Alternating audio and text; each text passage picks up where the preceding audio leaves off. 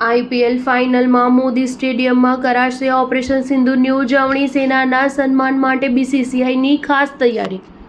આ વખતે આઈપીએલની ક્લોઝિંગ સેરેમની ખાસ રહેવાની છે। ક્લોઝિંગ સેરેમનીમાં બીસીસીઆઈએ ઓપરેશન સિંદૂરની જીતની ઉજવણી કરવા માટે અને સેનાની બહાદુરીને સલામ કરવા માટે ખાસ તૈયારીઓ કરી છે। ભારતીય ક્રિકેટ કંટ્રોલ બોર્ડે આઈપીએલ 2025ની ફાઇનલ મેચ દરમિયાન ભારતીય સેનાને વિશેષ સન્માન આપવાનો નિર્ણય લીધો છે। આ કાર્યક્રમ 3 જૂને અમદાવાદના નરેન્દ્ર મોદી સ્ટેડિયમ ખાતે ક્લોઝિંગ સેરેમનીમાં યોજાશે। નરેન્દ્ર મોદી સ્ટેડિયમમાં સિંદૂરની સફળતા ખૂબ જ ઉત્સાહથી ઉજવવામાં આવશે। બીસીસીઆઈએ ઓપરેશન સિંદૂરની સફળતાને આઈપીએલના પ્લેટફોર્મ પર ઉજવવાનું નક્કી કર્યું છે। બીસીસીઆઈના સચિવ દેવજીત સૈકિયાએ આ અંગે જણાવ્યું કે આ વખતે ક્લોઝિંગ સેરેમની સંપૂર્ણપણે ભારતીય સશસ્ત્ર દળોને સમર્પિત રહેશે।